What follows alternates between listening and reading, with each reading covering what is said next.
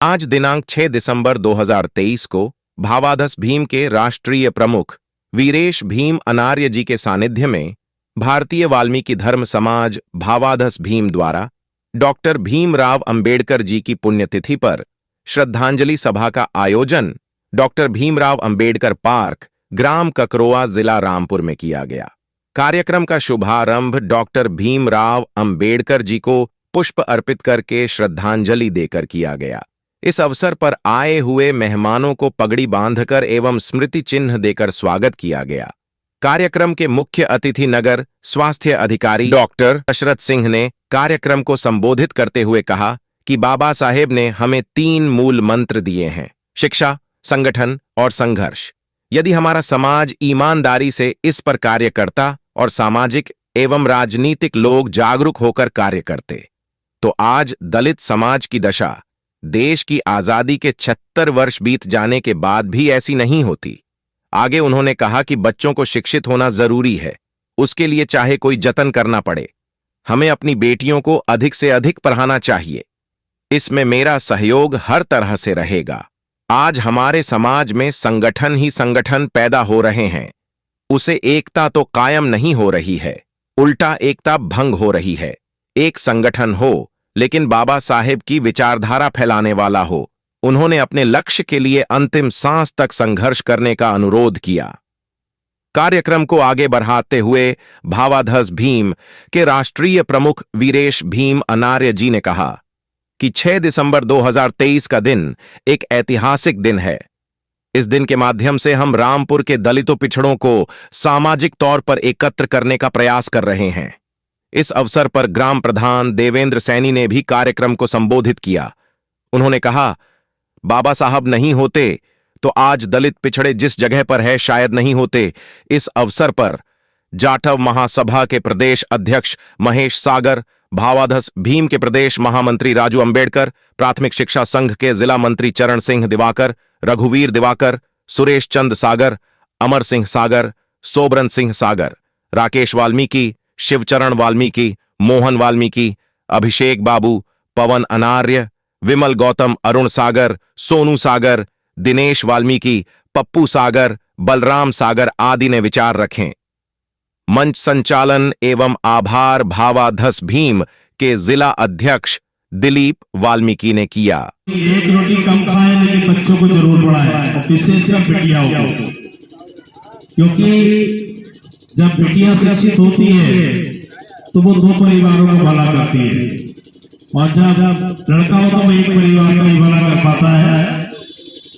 बाबा साहब ने भी कहा था कि शिक्षा वो शेरनी का दूध है, जो पिएगा वो दहाड़ेगा। इसलिए मेरा सभी से विनम्र अनुरोध है कि शिक्षा के क्षेत्र में आप लोग ना पिछड़े। अगर इस मंच के माध्यम से मैं आप लोगों को ये भी आश्वस्त करना चाहता हूँ कि अगर हमारे लेवल पर कोई आप लोगों को मदद की आवश्यकता है, उसके लिए आप सदैव तत्पर हूँ और तत्पर रहूंगा। मैं बाबा साहब का चरणों में श्रद्धा नमस्कार करता हूँ, नतमस्तक होकर प्रणाम करता हूँ। सर मेरे साथियों, हम लोग हर वर्ष यहाँ बाबा साहब का जयंती मनाते हैं और ताकि हमारी शोभा यात्रा भी हमारे लिए भाई निकालते हैं। हर वर्ष हमेशा सजाग समाज के प्रति लगाव रखते हैं। मैं इनका भी बहुत बहुत धन्यवाद करता हूँ, बहुत आभारी हूँ कि ये समय समय पर समाज को जागरूक करने का भी काम करते हैं। मैं ऐसे भाई को भी धन्यवाद देता हूँ। मेरे भाई नगर स्वास्थ्य अधिकारी डॉक्टर दशरथ सिंह जी, जो कि इस कार्यक्रम के आज हमारे मुख्य अतिथि हैं। आना तो भाजपा के जिला अध्यक्ष जी को था, लेकिन वो जिला प्रभारी जी के आने के कारण व्यस्त हो गए। लेकिन हमारे साथ शाना बसाना चलने वाले डॉक्टर दशरथ सिंह जी यहाँ पर मौजूद हैं। इन्हीं के साथ बहुत ही क्रांतिकारी विचारों के धनी और दलित कौम को समर्पित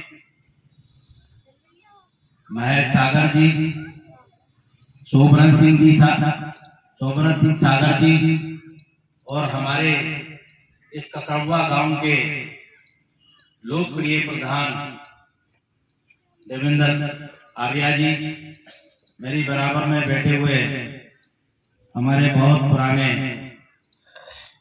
साथी प्रेमपाल सैनी जी, राजू अम्बेडकर जी और हमारे यहाँ ग्राम ककरवा के राकेश वाल्मीकि जी और हमारे साथी चरण सिंह जी और इस कार्यक्रम का स्थापना करने वाले और कुशल मंच संचालन कर रहे भावादस यूथ विंग के जिलाध्यक्ष दिलीप वाल्मीकि जी, सभी को मेरा जय वाल्मीकि, जय भीम। सबसे पहले बाबा साहब डॉक्टर B.R. अम्बेडकर जी को मैं सत नमन करना चाहता हूँ, क्योंकि आज ही के दिन 6 दिसंबर 1956 को दिल्ली के सरकारी अलीपुर रोड पर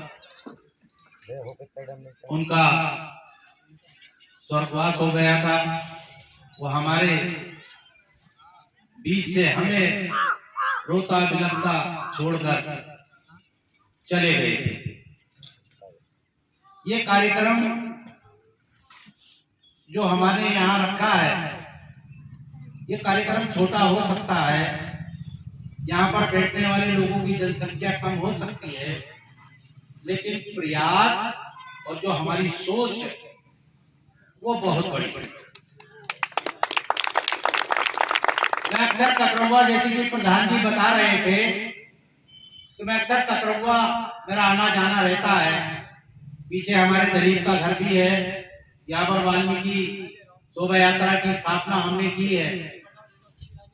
मेरा ख्याल जब पूरे जिले का ये पहला ऐसा गांव है, पूरे जिले की बात कर रहा हूँ, तहसीलों में और उसमें तो निकलती हैं, लेकिन पूरे जिले का ककरवा का ऐसा पहला गांव है कि गांव में शोभा यात्रा यहाँ निकल रही है, वाल्मीकि शोभा यात्रा। इसकी स्थापना हमने की है। तो मैं ये बता रहा था कि जब हम यहाँ पर कई बार आते थे तो मुझे ये पार्क देखकर और यहाँ पर मूर्ति लगी हुई दिखाई देती थी। कई सालों से शायद यहाँ के लोगों ने लगाई है। तो सबसे पहले तो मैं ककरवा के उन लोगों का धन्यवाद करना चाहता हूँ कि वो मूर्ति लगाकर यहाँ पर गायब हो गए। धन्यवाद इसलिए करना चाहता हूँ कि आपने कम से कम मूर्ति लगाकर हमें यहाँ आने का मौका दे दिया, बाकी आप कुछ नहीं कर रहे हो। खाली मूर्तियां लगाने से काम नहीं चलता। मूर्ति लगाने का मतलब ये होता है कि जिस बंदे की मूर्ति आपने लगाई है उसकी विचारधारा को अपने अंदर उतारो, उसकी सोच को अपने अंदर उतारो। उनके जो विचार थे उनसे हमें क्या प्रेरणा लेनी है। बाबा साहब डॉक्टर B.R. अम्बेडकर जब मरे और जब उनके अंतिम संस्कार के लिए उनका पार्थिव शरीर मुंबई पहुंचा और जिस टाइम उन्होंने अंतिम सांस ली, तो उस टाइम ना टीवी थे, ना सोशल मीडिया था, ना कोई और माध्यम था। सिर्फ एक माध्यम था और वो माध्यम था आकाशवाणी का माध्यम। उस आकाशवाणी के माध्यम से जब ये खबर पूरे देश में फैली, रेडियो के माध्यम से जब ये खबर पूरे देश में फैली कि आज बाबा साहब हमारे बीच से चले गए, तो पूरा देश का ही नहीं बल्कि पूरा विश्व का दलित, पिछड़े और जितने भी वो लोग थे, वंचित लोग, जिनमें महिलाएं भी आ सकती हैं, जिनमें और समाज भी आ सकते हैं, चाहे मुस्लिम समाज हो, जिनका शोषण किया जा रहा था, उनको बहुत बड़ा धक्का लगा कि आज हमारे बीच से कैसा बचिया गया, कैसा दूध चला, जिसको कुछ और समझता, लेकिन हम कुछ और नहीं था। उनका पार्थिव शरीर मुंबई पहुंचा, उनका अंतिम संस्कार मुंबई में होना था, तो वहां पर एक परिवार था जो बाबा साहब डॉक्टर B.R. अम्बेडकर से बहुत लगाव रखता था। उस परिवार ने जहां पर उनका अंतिम संस्कार होना था, वहां पर जाने का निर्णय लिया। उस परिवार का जो मुखिया था झूमरलाल ने एक अपनी टीम के साथ जाने का निर्णय लिया। उसकी पत्नी ने जिद की कि मैं भी आपके साथ जाना चाहती हूँ। उसने पत्नी से मना किया कि आप नहीं जा सकती, आपका अभी जो बच्चा है वो छोटा है, 1 महीना हुआ था उसके बच्चा पैदा हुआ है, लेकिन पत्नी की बात वो रुक गई। पति सुनकर नहीं माना। जब पूरा परिवार बैठकर मुंबई के लिए निकला, वो भी पीछे पीछे चल पड़ी अपने छोटे से 1 माह के बच्चे को। और जैसी ट्रेन चलने वो थी, उल्टे से ट्रेन में बैठ गई।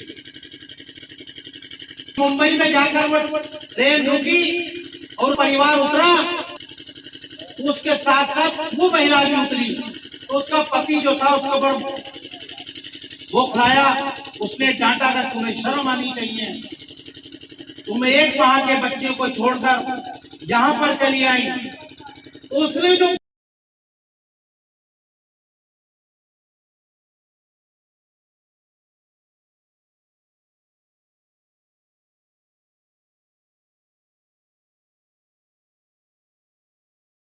में के साथियों, मेरे ब्राह्मण समाज के माताओं बहनों, मेरा आपसे ये अनुरोध है कि बहुत जल्दी देश में जनसंख्या गणना शुरू होने वाली है। मेरा आपसे ये अनुरोध है कि आप अपने नाम के साथ शर्मा, दीक्षित और भी जितनी ब्राह्मणों की जातियां होती हैं वो ना लिखवाएं, सिर्फ एक बात लिखवाएं कि आप ब्राह्मण, जिससे कि हमारी जनसंख्या इकट्ठी दिखाई दे। तो क्या हम नहीं कर सकते कि हम सब सूत्र लिखवाएं? फिर देखिए देश में सब कुछ आता होगा जब शूद्रों की आबादी यहाँ पर 80% होगी। सिर्फ शूद्र होंगे और दूसरी तरफ ये 3 जातियां होंगी जिनकी आबादी 15%। ये जब आप कर लेंगे, राजनीति में जब आपकी ताकत बनेगी, वो जब ही बनेगी जब आपकी जनसंख्या दिखाई देगी।